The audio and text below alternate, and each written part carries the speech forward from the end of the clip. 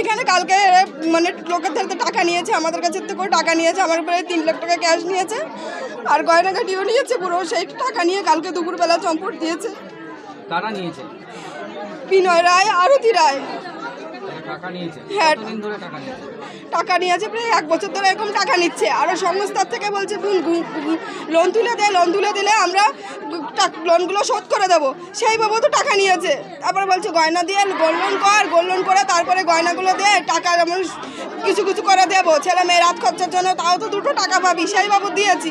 বলছে 2 মাস পরে 3 মাস পরে তো গয়নাগুলো আমি ফেরত দেবো, কিন্তু একটা গয়নাও ফেরত দিইনি, টাকাও ফেরত দিইনি। কত টাকা লোকের কাছ থেকে নিয়েছে? আপনার মতো কতজন আছে?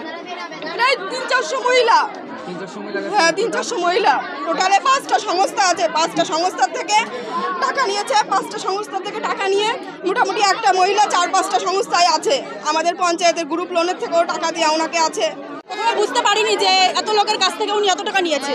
এখন যখন আমাদের কাছে গেছে, মা তুই দে, 1 লাখ দে, তোর এই হবে, তোর ছেলে মেয়ে পড়াশোনা করবে, এইভাবে আমাদের মানে ভালোভাবে বলেছে।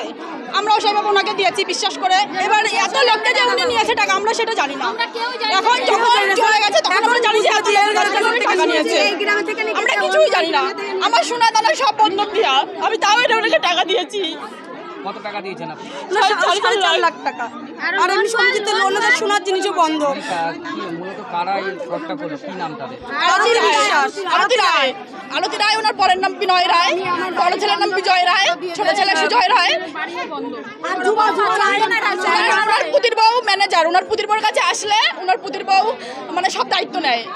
ওনার কাছে টাকা দেওয়া লাগে, উনি সেই হিসাবে সবার টাকাটা মানে ওনার কাছে রাখে, সই করে দেয়। এখন তো নিশ্চয়ই বলেছেন, কি করবেন? কি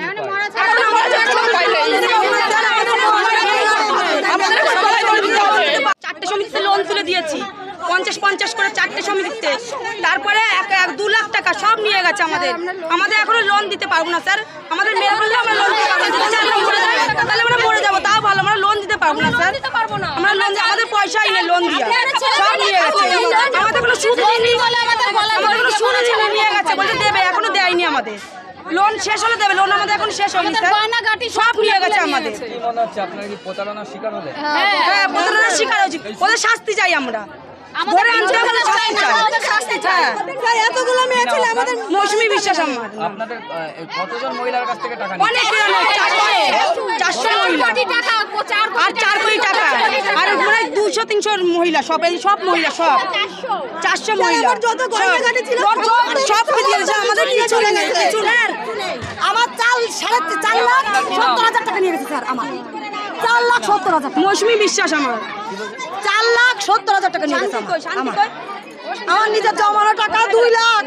আমার লোন তুলে দিয়েছি 2 লাখের মতন। আমার মেয়ে 70,000 টাকা নিয়ে চলে গেছে। আমাদের পুরো কথা বসিয়ে দিয়ে গেছে।